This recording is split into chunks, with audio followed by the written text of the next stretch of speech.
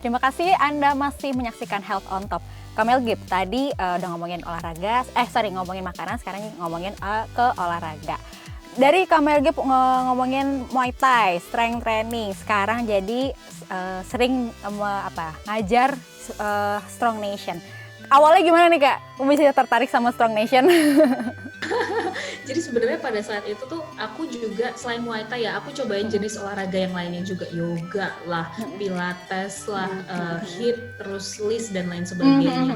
Nah, Strong dulu namanya adalah Strong by Zumba. Pada saat itu kayak aku juga penasaran apa ini Strong by Zumba, sama nggak sih sama Zumba? Ternyata waktu aku coba, oh ini ternyata lebih kayak ke HIIT cardio, high intensity interval training dengan cardio kayak gitu. Nah, aku cuma nyoba sekali, terus tahu-tahu minggu depan itu ada sertifikasi, ditawarin sama teman kan, ada sertifikasi nih mau ngambil atau enggak. Terus kayak ngambil nggak ya? Nggak ya, bingung gitu kan. Terus akhirnya dari dorongan salah satu temanku, dia juga orang yang rajin olahraga juga, sama kayak aku suka nyoba-nyoba segala macam jenis olahraga kayak gitu. Dia justru bilang, udahlah kamu ambil aja sertifikasi, kenapa enggak gitu kan. Oh bisa olahraga sambil ngajar. Terus oh yaudahlah, akhirnya aku iseng, yaudah aku ambil aja deh. Dan kan sertifikasinya seharian tuh kayak karena badannya itu belum dilatih dengan benar ya, itu bener-bener capek banget. Pada saat itu strength-nya tuh, endurance-nya, strength-nya juga masih down banget, tapi aku asal nekat ikut aja kayak gitu.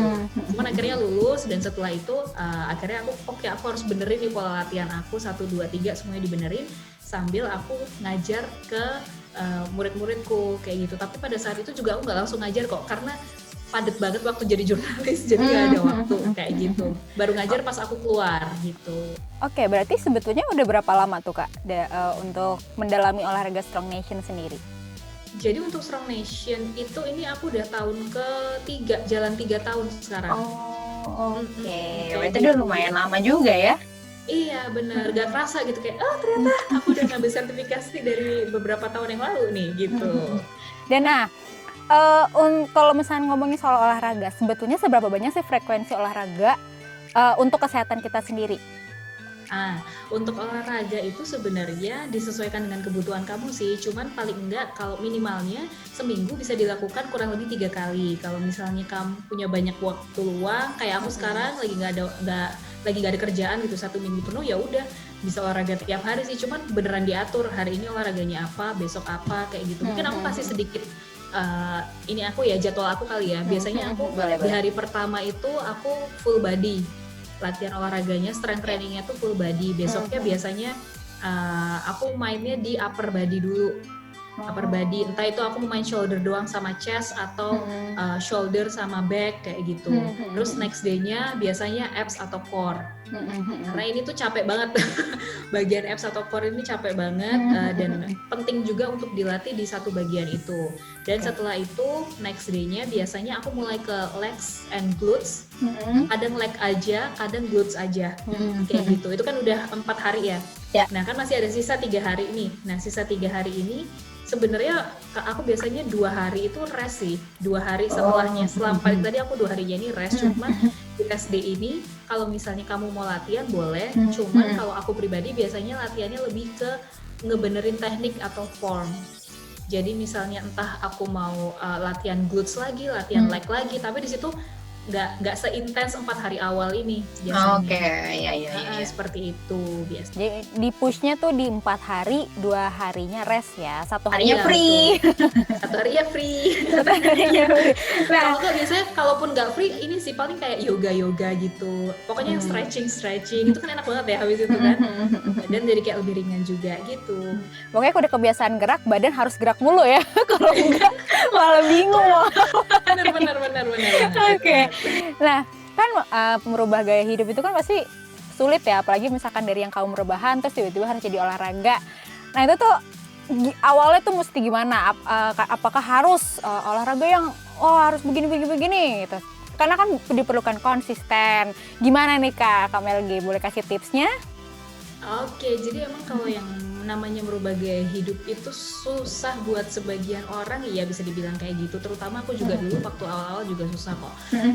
Yang penting nggak usah diet aneh-aneh, nggak usah olahraga aneh-aneh. Yang penting kamu bisa konsisten aja menjalankan olahraga dan juga makan yang konsisten aja. Misalnya nih, ini kita dari makanan dulu ya. Misalnya makanan.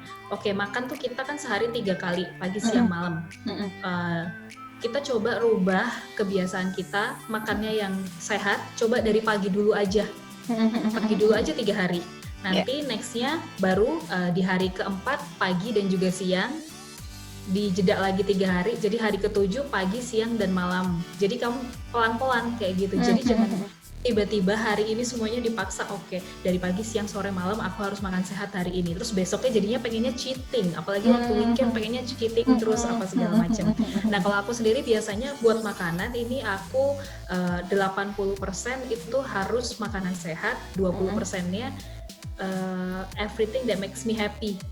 Jadi mau boba, mau KFC, mau apalah pokoknya yang kamu suka. Nah itu biasanya aku masukin yang di 20% itu dari makanan. Buat olahraga, ini buat teman-teman yang baru pertama kali olahraga, aku sebenarnya paling menyarankan buat teman-teman itu yang misalnya nggak ada penyakit apa-apa ya, itu ikut HIIT cardio, itu tuh benar-benar ngebantu banget. Dan dia itu karena HIIT cardio, dia lebih gampang buang lemak dan juga pembakaran kalorinya itu bisa lebih. Jadi kalau kita cardio aja, kalau Muay Thai 1 jam, nah kalorimu yang terbakar ya pada saat itu aja 1 jam. Tapi kalau HIIT cardio ini yang terbakar adalah bisa sampai 2 hari ke depan. Jadi even though kamu misalnya tidur, jalan kaki, makan, itu kalori tetap terbakar sampai 2 hari ke depan. So why not gitu kan. Makanya aku juga ngajar HIIT cardio tuh karena itu, Strong Nation tuh juga karena itu. Cuman kalau misalnya ada kayak lututnya sakit atau kayak pinggulnya nih sakit atau gimana, nah bisa dicoba dengan olahraga yang low intensity, misalnya kayak yoga, tapi yoganya minta yang low intensity ya, karena yoga tuh ada yang macam-macam jenisnya. Iya. Atau ikut list yang low intensity interval training juga bisa kayak gitu. Jadi nggak usah dipaksain banget kayak harus kuat angkat barbel 50 kilo. Gitu juga. Jangan lihat orang lain, beneran. Kalau kayak gini tubuh kita, aku sama kamu aja makannya beda, olahraganya juga pasti beda. Karena endurance, strength-nya semuanya beda kayak gitu. Betul. Boleh kasih petuah mungkin kepada para pemula yang mungkin pengen nih ngerubah gaya hidup sehat tapi bingung gimana caranya, dari yang kaum rebahan, lagi yang malas olahraga, gimana supaya membangkitkan semangat mereka untuk merubah gaya hidup sehat dari mungkin makanannya juga dan juga olahraganya. Silakan Kamel Gip. Oke, jadi mungkin sebenarnya gini nih buat teman-teman, terutama yang mau turunin berat badan, please jangan pernah fokus sama berat badan lagi mulai dari sekarang. Daripada kalau buat aku pribadi, daripada turunin berat badan, mendingan kita bentuk muscle. Karena itu beneran deh, kamu makan bisa lebih banyak. Bahagia loh, aku sekarang sehari bisa makan 4-5 kali. Tapi dengan makanan yang sehat ya. Makanan sehat dong, bukan gorengan-gorengan boba. Bener, dan itu aku makan nasi gitu loh. Jadi kayak enak banget gitu. Terus ini sih, jadi kuncinya buat teman-teman di sini itu 3. Yang pertama, perhatikan makanannya. Ini kalau misalnya kalian nggak tahu harus seperti apa, bisa ke ahli gizi. Terus yang kedua, perhatikan olahraganya, nggak cuma frekuensinya kayak seminggu 3 kali sehari. Itu kan seminggu 3 kali, itu kan kadang-kadang 3 kalinya tuh per sekalinya ini berapa nih, setengah jam kah atau 1 jam kah dan lain sebagainya gitu kan. Ini bisa kalian tanyakan juga ke coach. Dan yang paling penting adalah tidur. Please, 3 itu. Soalnya tidur ataupun rest. Nah, aku tadi kan juga menerapkan rest kan. Setelah 4 hari ini kan aku ada rest kan. Tapi restnya nggak yang benar-benar rest yang istirahat yang nggak olahraga sama sekali juga sih kadang-kadang memang. Karena ya itu gitu. Pada saat kita rest, otot-otot kita yang pada saat olahraga itu dirusak, ini tuh kembali ditransformasikan biar lebih besar. Kayak gitu. Jadi rest day itu penting banget buat teman-teman di sini. Oke, pokoknya jangan nge-push diri sendiri, tapi tahu juga, kenal juga bahwa tubuh butuh istirahat. Jadi nggak selalu di-push terus ya Kak ya. Oke, Kak, thank you banget atas infonya, atas ngobrol-ngobrolnya hari ini tentang gaya hidup sehat. Semoga memang selalu sehat.